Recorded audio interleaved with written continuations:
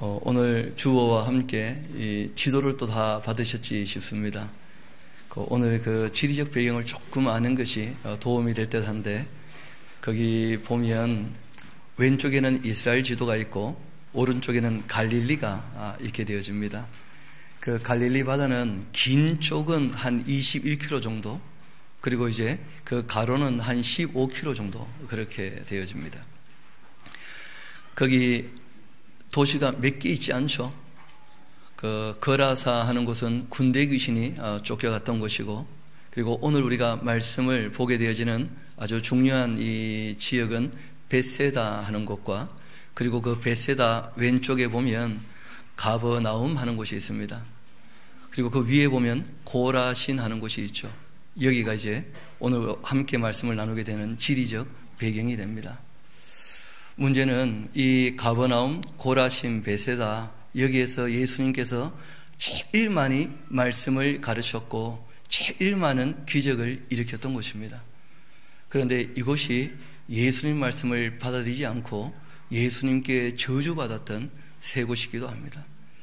가장 말씀이 풍성했던 곳이었는데 사람들이 그 말씀을 받아들이지 않아서, 그 말씀을 따르지 않아서 오히려 저주받게 되었던 곳, 예수님의 기적과 이적을 가장 많이 경험하고 체험하고 하나님의 사랑을 가장 많이 베풀었던 곳인데 그 사랑을 깨닫지 못하고 저주받았던 곳, 그곳이 바로 이 세 곳이기도 하죠. 요즘 스카이 캐슬 하는 그 드라마가 아주 핫하지 않습니까? 그리고 이제 거기에 대척점이 될 만한 그 영화가 한 편 있는데, 이번 주 중에 여러분 꼭 기억나시면 그 영화를 꼭 한번 보시면 좋겠습니다. 그 영화 제목이 가버나움이라고 하는 영화입니다. 그 레바논에서 지금 일어나고 있는 일들, 그 12살짜리 자인이라 하는 그 소년 이야기를 하고 있는 것인데, 거기에서 벌어지고 있는 모든 이 참상들을 우리에게 보여주면서 영화 제목이 가버나움이죠. 원래 가버나움이라고 하는 뜻은 나훔의 고향이다, 나홈의 그 지역이다, 그런 뜻이기도 한데, 나훔이란 말은 여호와께서 위로하신다 하는 위로의 뜻이 있습니다. 그러니까 위로를 주는 마을, 그런 의미가 있는데, 이곳이 예수님께 저주받고 AD 6세기에 완전히 멸망하고 맙니다. 지금까지도 거기 가면 정말 사람들이 살만한 좋은 동네인데 그 동네가 일어서지 못하고 무너져 있는 것을 보게 되어져요. 그래서 원래는 위로의 말이라 불려졌던 그 본뜻이 있음에도 불구하고 지금은 가버나움 하게 되어지면 그 뜻을 혼란스러운 곳이다, 그렇게 사용하고 있습니다. 여러분들 꼭 설교의 연장이니까 이번 주 중에 가버나움이라는 영화를 꼭 보시면 좋겠고, 영화비가 부족하다 저를 찾아오시기 바랍니다. 그래서 하나님께서는 정말 사람들이 서로 사랑하며 살기를 원하시는데, 그런데 사람들이 주님의 뜻을 따르지 않으면 어떠한 참상을 경험할 수 있는지, 또 그렇게 비극적인 그런 장소에서 또 어떻게 사랑을 나누며 살 수 있는지, 그런 것을 좀 볼 수 있을 테니까 꼭 한번 그 영화 보시면 좋겠습니다. 오늘 우리 요한복음 6장부터 1절부터 차근차근 내용을 좀 살펴보려고 하는데, 이 말씀의 요지는 하나님을 믿는다고 하면서도 여전히 육신적인 것을 추구한다는 거예요. 그런데 예수님께서는 육신적인 것이 아닌 영적인 것을 추구하면 참 좋겠다. 육신의 필요를 채워주는 이유는 육신을 위해서가 아니고 그 육신을 가지고 영적인 활동, 그 진리를 배우고 사랑을 나누며 살아가는 가장 신령한 삶을 살기를 원하셔서 육신에 필요한 것들을 공급해 주신다는 거예요. 그런데 그 육신의 것을 공급받으면서 여전히 자기의 쾌락만을 추구하고 산다면, 그러면 그 삶이 결국은 다 어떻게 되겠는가? 그것이 오늘 우리가 나누려는 말씀의 주제가 되어집니다. 6장 1절 이렇게 시작하죠. 그 후에, 이 말씀은 그 5장에 있었던 이 사건들, 예수님께서 6월절에 그 38년 된 병자를 낫게 하셨던 그런 사건들 이후에 벌써 1년이 지났어요. 그 1년 동안 뭐 하셨는지 아무도 잘 모르겠죠. 벌써 1년이 지났고 그 다음 6월절 이야기입니다. 그러니까 예수님께서 지금 공생애를 시작하시고 한 2년 가까이 지나게 된 것이었고, 예수님에 대한 소문이 꽤 많이 퍼져나가게 되었다는 거예요. 그리고 이제 6월절이 되어지면 이스라엘 백성들은 온 세상에 흩어져 있다가 명절을 지키러 모여들게 되기도 합니다. 그런데 이때는 예수님께서 일부러 예루살렘을 올라가지 않으셨어요. 거기 보면 예수께서 디베랴라는 곳을 특별히 지명하고 있는데, 갈릴리에서 가장 큰 이 도시가 디베랴입니다. 왜냐하면 이 디베랴는 티베리우스 황제를 위해서 특별히 만들었던 그 헌상 그 도시거든요. 굉장히 규모가 있는 그 도시입니다.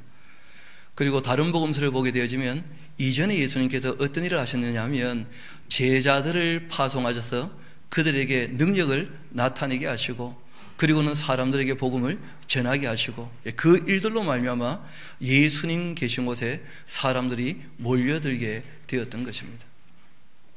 특별히 이제 이 디베라는 큰 도시이기 때문에 여기에서 있었던 많은 사람들이 디베라 바로 건너편에 있는 그 벳세다로 그 사람들이 모여들게 된 것이었죠. 그 당시에는 벳세다는 너무 작은 도시고 이 디베라는 큰 도시였기 때문에, 그래서 요한은 디베라 갈릴리 바다 건너편이었다 하고 이렇게 벳세다를 소개하고 있는 것이죠. 또 벳세다 하면 기억나시는 분이 몇 분 계셔야 됩니다. 벳세다를 고향으로 아는 분이 계셔요. 베드로, 그리고 안드레, 그리고 빌립 같은 분이 이 벳세다가 고향이에요. 그래서 오늘 이 얘기를 나누게 될 때 고향 사람들이 또 등장하게 될 것입니다.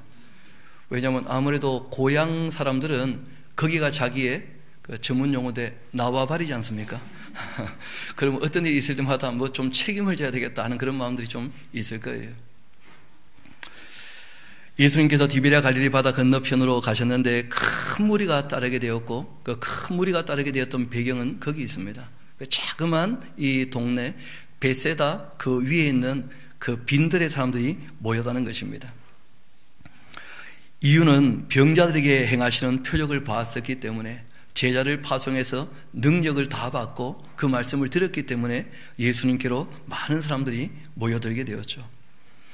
남자만 한 5천 명이라 그러는데 10,000명이 훨씬 넘는 그런 숫자겠죠. 여자도 그만할 것이고 아이들도 다치면 훨씬 더 많았을 것입니다. 예수께서 산에 오르사 제자들과 함께 거기 앉으셨는데, 산에 올랐다 되어 있지만 그 가보면 아는데 언덕바지쯤 되어집니다. 이스라엘은 큰 산이라는 게 거의 없습니다. 들판 중에 자그마한 이 둔턱 위에 이제 앉으셔서 말씀을 전하시는 거예요. 옛날 어른들이 그 지역을 안 가보시고 이제 이 번역을 다 하셨기 때문에 산이라 그렇게 번역을 한 것이죠. 마침 유대인의 명절인 6월절이 가까웠었습니다. 그러니까 사람들은 기대하는 거예요. 혹시 구약에 약속된 선지자나 아니면 메시아가 온 것이 아닌가, 그렇게 해서 많이 몰려왔던 것입니다. 그때 예수님께서 눈을 들어 큰 무리가 자기에게로 오는 것을 보시고 빌립에게 말씀하신 거예요. 왜 빌립에게 말씀하셨다고요? 고향 사람이거든. 그뿐 아니라 예수님이 빌립에게 무슨 말씀을 하시면서 빌립이 뭘 좀 배우기를 원하시는 거예요. 예수님이 사람을 가르치시는 방법도 우리가 좀 배울 수 있는데 노골적으로 직접적으로 잘 얘기를 안 하십니다. 애들로 말씀하시고 스스로 좀 깨닫기를 기다리시는, 그러니까 아무래도 예수님 교육은 좀 더디 가는 것처럼 보이죠. 3년 동안 가르쳐도 여전히 누가 더 크냐 그러고 있는 거 보면 예수님께서 교육하셨을 때 그것이 그냥 바로 마음에 와닿고 하는 일들은 그리 많지 않았던 것 같아요. 여하튼 빌립에게 물어보십니다. 우리가 어디서 떡을 사서 이 사람들을 먹이겠느냐? 예수님께 다 대안이 있습니까? 없습니까? 다 대안이 있죠. 근데 빌립에게 일부러 그렇게 물어보셔요. 요한은 눈치 빠르게 예수님의 그 속마음을 다 읽어냈죠. 이렇게 말씀하신 이유는 친히 어떻게 하실지를 아시고 빌립을 시험하고자 그렇게 하신 것이다. 이런 걸 보고 센스가 좋다는 거죠. 예수님 무슨 말씀 딱 하시면 다 알아듣는 거예요. 그 속뜻을. 예수님께서는 빌립에게 뭘 좀 하고 싶은 마음이 있으셨던 겁니다. 빌립이라는 사람이 대답하는데 참 재미있어요. 각 사람으로 조금씩 받게 할지라도 200데나리온의 떡이 부족할 것입니다. 아니, 어차피 본인이 갖고 오는 겁니까? 안 갖고 오는 겁니까? 이분은 상상부터가 너무 빈궁해요. 결핍이 익숙한 사람이라. 일단 나눠줄 때도 조금씩 나눠줘. 본인이 주는 것도 아니고 상상인데 일단 적게 줍시다. 적게 주고 난 다음에도 여전히 모자라요. 여러분, 이때 모인 사람들이 얼마쯤 된다고요? 10,000명쯤. 여러분, 200데나리온 할 때 이 데나리온 하는 것은 하루 품삯 아닙니까? 그럼 한 5만 원쯤 치면, 그러면 1,000만 원 해도 10,000명이 모이면 1인당 돌아가는 게 1,000원씩 밖에 안 돼요. 어차피 뭐 안 되는 거죠. 그럼 1,000원 가지고 삼각김밥 하나 사 먹으면 끝나는 거 아니에요.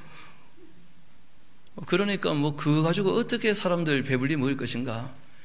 어차피 없는 것인데도 불구하고 다 부족하게 생각하고 결국은 배가 고프고.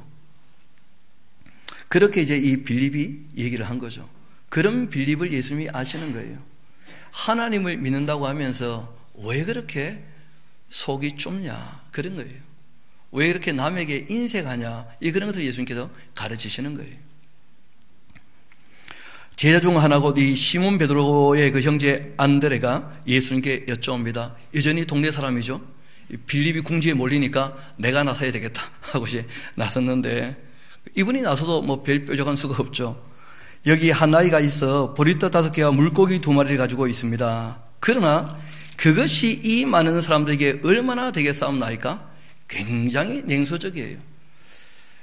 예수님 200데나리온은 고사하고 제가 찾아봤는데 이게 다입니다. 물고기 2마리, 떡 5개. 이거 가지고 뭐 혼자 드시든지 마시든지 뭐 아마 그런 거 갖고 왔을 거예요. 예수님 이게 다입니다. 뭐 어떡합니까 대체 이 사람들. 우리가 그렇게 이제 냉소적으로 다가온 거예요. 동네 사람인데 책임은 지고 싶은데 자기에게는 능력이 있습니까 없습니까? 전혀 능력이 없으니까. 의외로 2년 동안 예수님을 따라다녔음에도 불구하고 예수님에 대한 신뢰가 있는 겁니까 없는 겁니까? 없는 거예요. 여러분, 예수님께서 팔복산, 그 고라신 가버나움 사이에 팔복산 있지 않습니까? 여기에서 일전에 한번 설교하신 적이 있거든요. 그때 무엇을 먹을까, 무엇을 마실까, 무엇을 입을까 염려하랍니까? 염려하지 말랍니까? 그런 말씀을 그렇게 부지런히 가르치고 말씀하셨는데 여전히 이 제자들은 먹는 것에 대해서 인색하고 늘 부족한 거예요. 예수께서 이르시되 이 사람들로 앉게 하라. 여러분, 이건 단지 앉으라 그런 표현이 아닙니다. 이 사람들은 앉는다는 말이 밥을 주나는 말하고 똑같은 말이에요. 이분들은 다 그냥 자리에 주저앉아서 밥을 먹거든요. 이 사람들 다 앉게 하라 하신 말씀은 내가 이 사람들 다 먹이겠다 하고 말씀하신 거하고 똑같은 얘기예요. 그렇게 하시니 그곳에 잔디가 많았고 사람들이 앉았는데 수는 한 5,000명이나 되었다는 거예요. 예수께서 떡 가지시고 축사하신 후 앉아있는 자들에게 나누어 주셨는데, 여러분 그거 잘 봐요. 물고기도 그렇게 그들이 어떻게 해요? 원하는 대로 주셨다는 거예요. 하나님께서는 사람들의 필요를 충족시켜 주십니다. 원하는 대로 주신다는 거예요. 또 그들이 어떻게 되었다고요? 배부른 후에. 하나님께서는 이럴 마음이 얼마든지 있으셔요. 근데 누군가가 중간에서 움켜잡아서 문제가 되는 것이죠. 예수님께서는 배부르게 먹고 원대로 먹고 그리고도 남기셨다는 거 아니에요, 지금 다.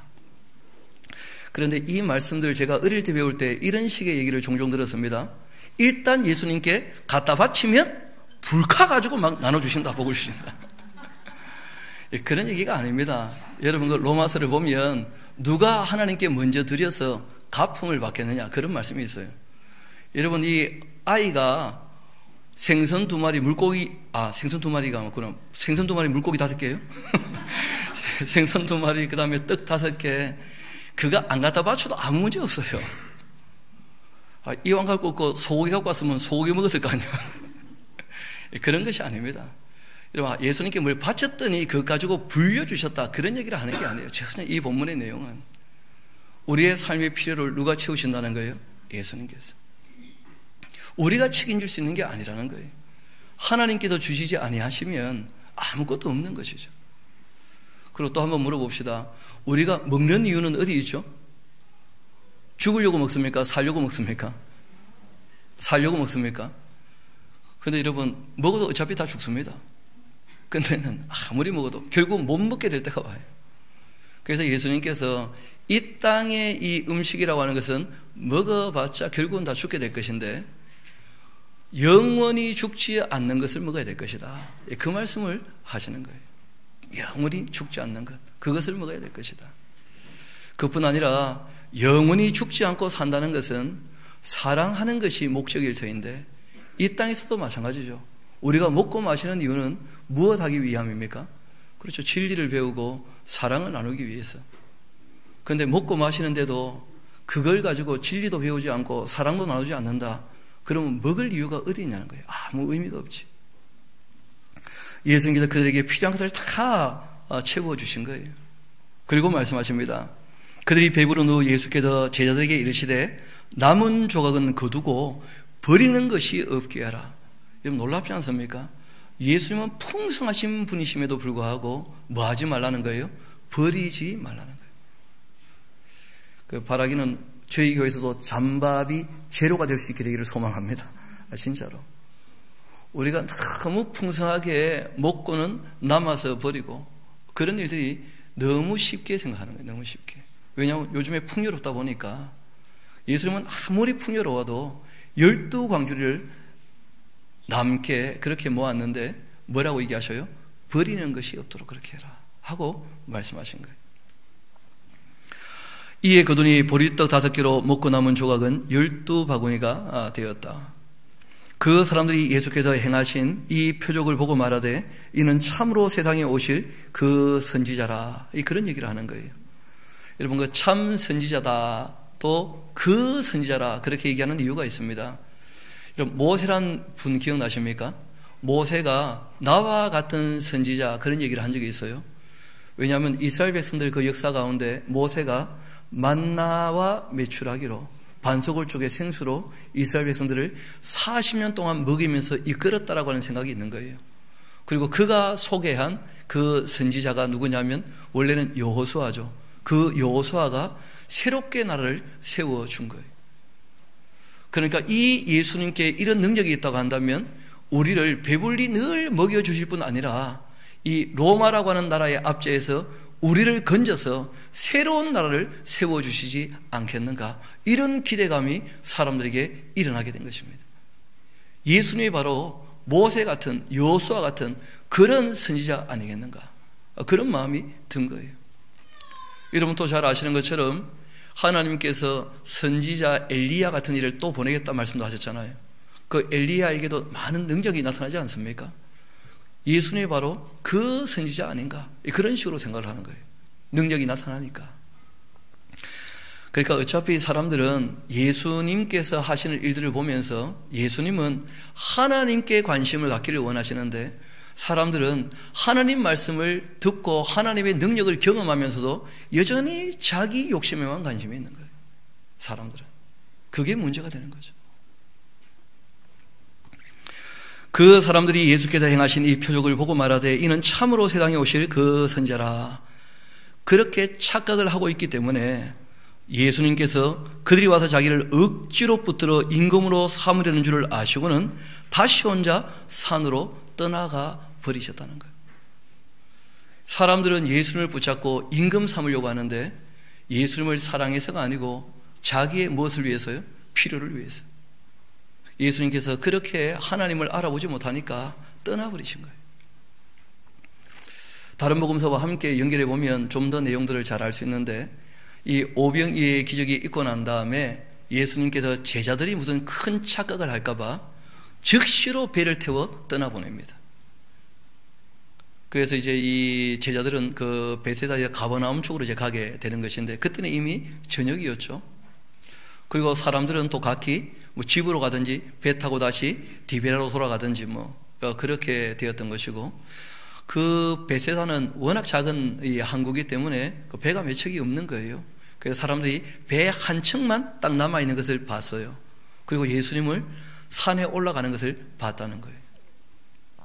그런데 그 다음 이야기가 예수님께서 바다 위를 걸으셔서 제자들이 탔던 배에 탔다는 거 아닙니까? 그 한번 내용 같이 볼까요? 다시 혼자 산으로 떠나가셨는데 그 다른 복음서를 보면 기도하러 가셨다. 그렇게 되어 있습니다. 워낙 분위기가 이상하게 들뜨게 되어지니까 예수님께서 떠나버리시고 기도하시고 그렇게 하신 것이죠. 저물매 제자들이 바다에 내려가서 배 타고 바다를 건너 가버나움으로 가고 있는데 이미 어두웠고 예수님은 아직 그들에게 오시지 아니하셨더니 큰 바람이 불어 파도가 일어나게 되었다. 제자들이 노를 지어서 10여리쯤, 10여리 하니까 이제 한 5km, 6km쯤 되는 것이죠. 심리하면 한 4km가 되니까요. 그렇게 가다가 예수께서 바다 위에 걸어 배에 가까이 오심을 보고 두려워하니까 예수님께서 말씀하십니다. 내니 두려워하지 말라. 저도 어릴 때 이 본문 들으면서 예수님께서 우리 인생의 배에 타시면 우리의 삶은 평안할 것이고 잠잠할 것이다.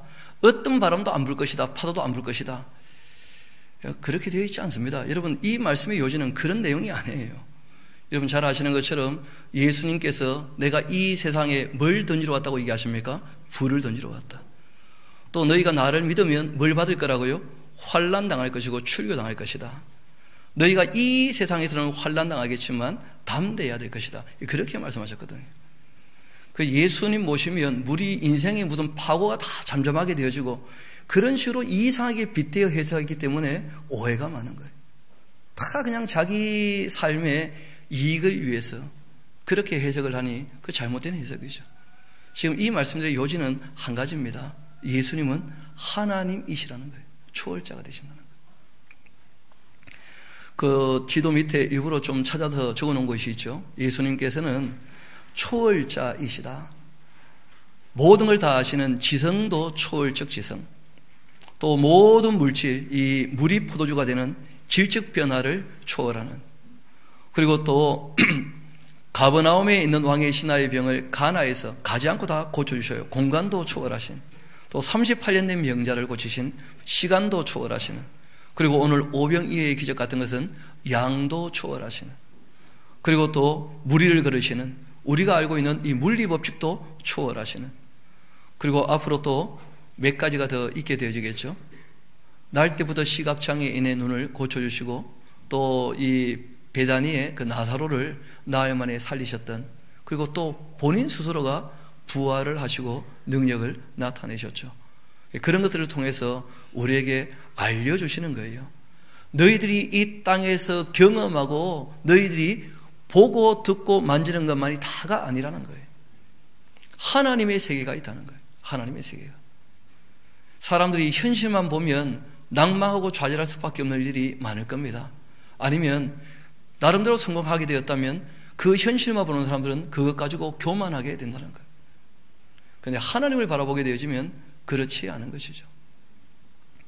어떤 어려움이 당해도 낭망하지 않을 것이고, 어떤 것이 성취되었다 할지라도 하나님 앞에서는 겸손하게 될 것입니다. 이 성취한 가장 위대한 인물 중에 한 분이 바로 다윗 같은 인물이죠. 그 다윗은 그런 성취가 있었음에도 불구하고 여전히 하나님 앞에서 겸손했다는 거예요. 그래서 하나님께서 참 사랑스럽다 그렇게 말씀하신 거예요. 또 잘 아시는 것처럼 욥이라는 사람 아시지 않습니까? 아마 인생의 나락 중에 그런 나락에 떨어진 사람 잘 알았을 겁니다. 여러분, 예레미야 같은 분의 삶을 우리가 알지 않습니까? 그런데 그분들이 그 어려운 자리에 있다 할지라도 결코 낭망하지 않는다는 거예요. 결코. 왜냐하면 어렵지만 누구를 바라보고 있다는 거예요? 하나님을. 실제로는 이 땅에서의 일생이 아니라 영생으로 이어지는 하나님의 세계가 있다 하는 것을 말씀하시는 거예요. 예수님은 초월자이시며 하나님이시다. 이걸 이 요한복음 우리에게 얘기하고 있죠. 이튿날이었습니다. 건너편에 서 있는 무리가 배 한 척 외에는 다른 배가 그 베세다에 없는 것, 또 어제 예수께서 제자들과 함께 그 배에 오르지 아니하시고 제자들만 가는 것을 보았기 때문에, 그러나 이 디베라에서 그 배들이 주께서 축사하신 후 여럿이 떡 먹던 곳에 가까이 왔었다는 거예요. 그러니까 이제 티베리우스를 기념했던 이 도시는 큰 도시라 그랬잖아요. 그렇죠? 거기에서 많은 사람들이 이 베세다의 들녘으로 몰려가 샀었거든요. 그러다가 이제 다 집에 왔다가 다음날 또 다시 가봤다는 거예요. 가봤는데 거기 예수님이 안 계시는 거라. 또 의외로 많은 사람들이 다시 예수님을 찾아서 나서게 되어집니다. 무리가 거기에 예수도 안 계시고 제자들도 없음을 보고 곧 배들을 타고 예수를 찾으러 가버나움까지 가게 되어집니다. 이 바다 건너편에서 만나 얘기하죠. 그 바다 건너편이란 말이 무슨 말인지 아시겠죠? 베세다에서 바다를 건너서 가버나움으로 갔으니까요. 랍비여, 언제 여기 오셨나이까? 참 이상합니다. 어떻게 여기 오시게 되었는지 하고 이제 물어본 거죠. 그때 예수님께서 이런 말씀을 하십니다.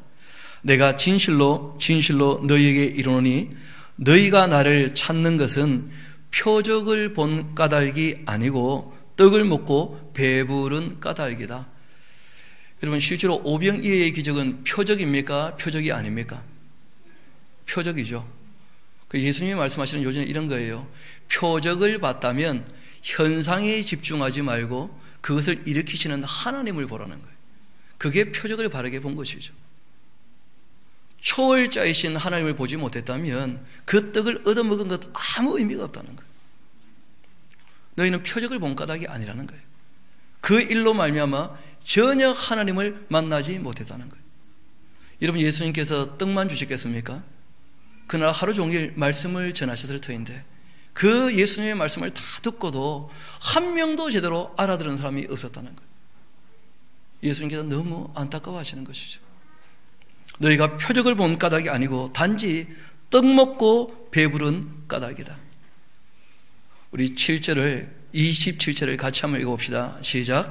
썩을 양식을 위하여 일하지 말고 영생하도록 있는 양식을 위하여 하라. 이 양식은 인자가 너희에게 주리니 인자는 아버지 하나님께서 인치신 자니라. 예수님께서 주시는 그 양식은 결국은 이제 예수님의 살과 피를 얘기해요. 그리고 예수님의 그 살과 피는 뭐가 육신이 된 것이죠? 그 말씀이 육신이 된 거예요. 예수님의 말씀의 요지는 한 가지입니다. 내가 너희를 사랑한 것처럼 너희도 서로 사랑하라. 그것 때문에 오셨다는 거예요. 그런데 아무도 그 말씀을 알아듣지 못한 거예요. 여전히 사람들은 자기의 필요를 충족하기 위하여 배불려주면 좋겠고 이 로마의 압제 소리를 건져주면 좋겠다. 여기에만 관심이 있는 거죠. 그들이 물어봅니다. 우리가 어떻게 하여야 하나님의 일을 하겠습니까? 예수님께서 대답하시죠. 이르시되 하나님께서 보내신 일을 믿는 것이 뭐라고요? 하나님의 일이다. 예수님을 믿는다라고 하는 것이 무엇이죠? 구약대로 예수님이 오셨고 참 하나님이시고 참 사람이시고 지금 예수님 말씀하시는 것처럼 말씀이 육신이 되어 이 땅에 오셨으니까 그 진리인 말씀을 읽고 듣고 배워서 지켜 행하는 것, 이것이 그 예수님을 믿는 것이고 하나님이 우리에게 원하시는 일이라는 거예요. 그 예수님의 가르침의 요지는 뭐였다고요? 내가 너희를 사랑한 것처럼 서로 사랑을 하신 것이죠. 이쯤에서 우리 나누어 드렸던 것 뒤에 보면 악보가 하나 있을 겁니다. 바라기는 저도 여러분도 이 양식을 먹고 정말 주님의 일을 감당해 나갈 수 있게 되기를 소망합니다. 그래서 우리 그런 의미에서 이 생명의 양식하는 이 찬양을 같이 부를 수 있으면 좋겠습니다.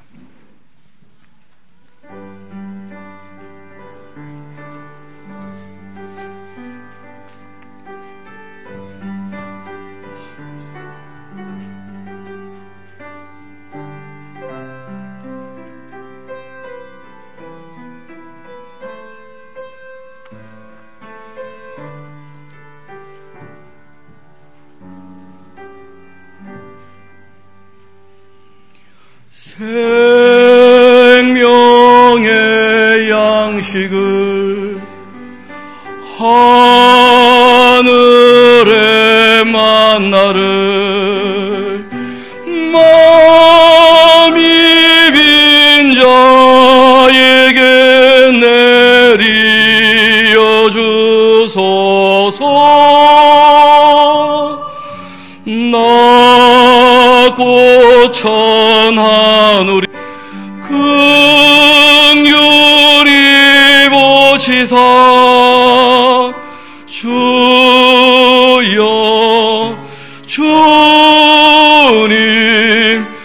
마이여 주소서 주님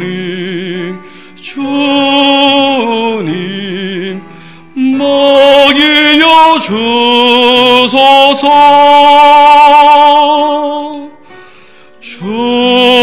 주님이 해변서 떡을 대심같이 하늘의 양식을 내리어 주소서 낮고 천하누리 긍휼히 보시사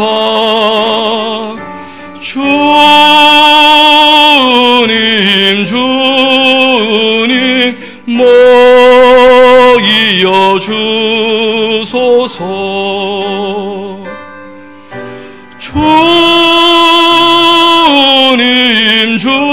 주님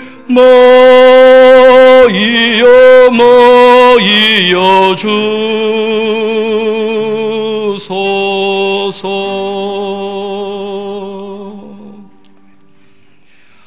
우리 주님은 늘 우리를 먹이시는 줄 믿습니다. 우리의 삶의 필요를 채워주시는 줄 믿습니다.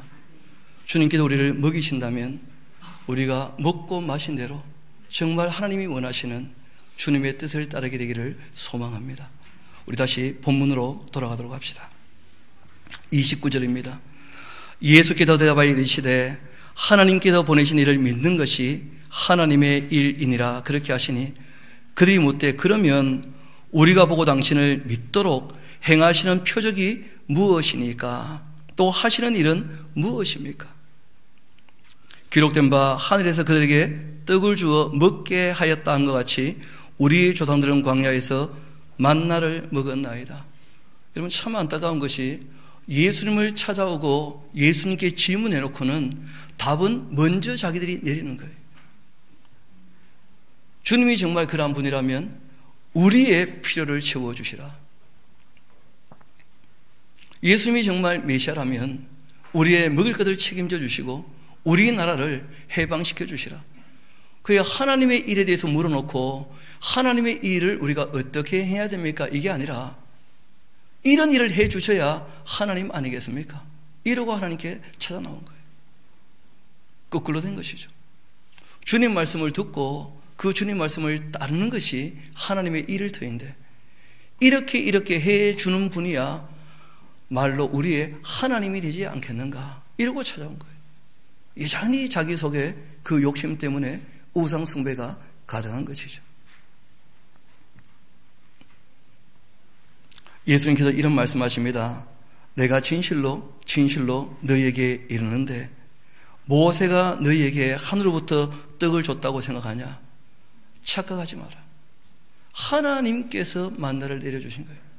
너희들은 왜 모세를 보고 그 모세의 능력을 보고 모세의 말을 듣고서도 하나님을 만나지 못했느냐? 너무 안타까워하시는 거예요. 마찬가지로 예수님의 말씀을 듣고 오병이의 기적을 체험하며 떡을 먹었던 모든 사람들 예수님의 말씀을 전혀 듣지 못했다는 거예요. 저도 그런 안타까움이 잊지 않게 되기를 소망해요. 특별히 우리 교회는 창세기부터 계시록까지 한 절도 안 빠지고 다 배우는 교회라 그렇게 얘기하고 있는데 실제로 말씀을 전혀 듣지 못하고 여전히 자기의 욕심을 가지고 하나님 말씀을 대하고 있다면 주님께서 우리에게 말씀하신 것은 딴 게 아니거든요. 정말 서로 간에 긍휼과 자비를 좀 베풀며 온유와 겸손으로 어떻게 하라고요? 오래 참으라고. 여러분 언제까지 참는 게 오래 참는 것입니까? 예수님 다시 오실 때까지. 성경이 그렇게 말씀하시거든요. 주님 다시 오실 때까지 기다릴 줄 알고 참을 줄 알아야 된다 하는 것이 성경의 교훈이기도 한 것입니다. 그 말씀을 따라 살지 않는다면 듣고 배웠지만 실제로 배운 게 아니에요. 성경을 전혀 아는 것이 아니죠. 그 말씀을 우리가 실천적으로 행하지 않는다면 전혀 배운 게 아니라는 거예요. 예수님 말씀은. 좀 더 봅시다. 모세가 준 게 아니고 내 아버지께서 너희에게 하늘로부터 참떡을 주시는 것이다. 하나님의 그 떡은 하늘에서 내려 세상에 생명을 주는 것이다. 이런 그래서 목사의 설교에 목매고 있다. 그건 굉장히 잘못된 신앙이에요. 저는 가이드 정도, 안내 정도, 소리를 가지고 예수님을 향하여 여러분의 방향을 바꾸는 정도지, 여러분들이 말씀을 읽고 그 말씀을 따라 살려고 몸부림치지 않는다면 신앙은 별로 의미가 없을 겁니다. 교회에 나와서 신앙생활하는 것은 취미생활과 크게 다르지 않을 거예요. 어떻게 보면 스스로 이 말씀을 읽고 우리의 삶의 자리에서 정말 주님의 뜻을 따르려고 힘쓰고 애쓰지 않는다면, 여기 함께 모여서 우리끼리 즐거워하는 것, 그것이 다가 되고 만다면 그게 무슨 의미가 있겠습니까? 예수님께서 말씀하십니다. 하나님의 그 떡은 하늘에서 내려 세상에 생명을 주는 것이다. 그들이 이르되 주여, 그렇다면 이 떡을 항상 우리에게 주십시오. 모세가 만나를 준 것처럼 어제 먹었던 그 떡 오늘 또 먹고 싶습니다 하면서 그 적어놓으세요. 진짜 못 알아듣는다. 진짜 너무 못 알아듣는 거예요. 그때 예수님께서 이런 말씀하십니다. 내가 생명의 떡이다. 여러분, 그래서 이 요한은 처음 얘기를 꺼낼 때 말씀이 육신이 되었다. 예수님이 생명의 떡인데 그 떡을 먹는다는 말, 그 피를 마신다는 말은 그 말씀을 받아들여서 그 말씀을 따라 사는 것이다. 그것이 본질이라는 거예요. 예수께서 이 시대에 나는 생명의 떡이다.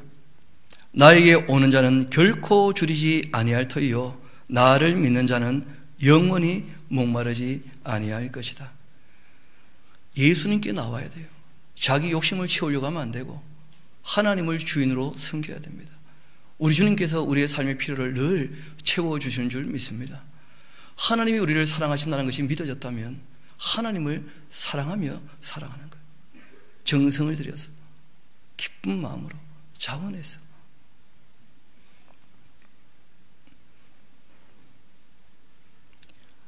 (36절을) 봅시다. 이렇게 안타까이 말씀하시죠. 그러나 내가 너희에게 이르노니 너희는 나를 보고서도 믿지 않고 있구나. 우리 37절은 같이 한번 읽어보도록 합시다. 시작. 아버지께서 내게 주시는 자는 다 내게로 올 것이요 내게 오는 자는 내가 결코 내쫓지 아니하리라. 아멘.